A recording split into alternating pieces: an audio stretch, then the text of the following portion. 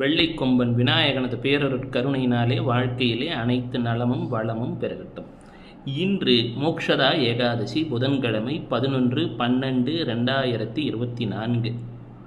கீதா ஜெயந்தி என்ற நன்னாளும் கூட.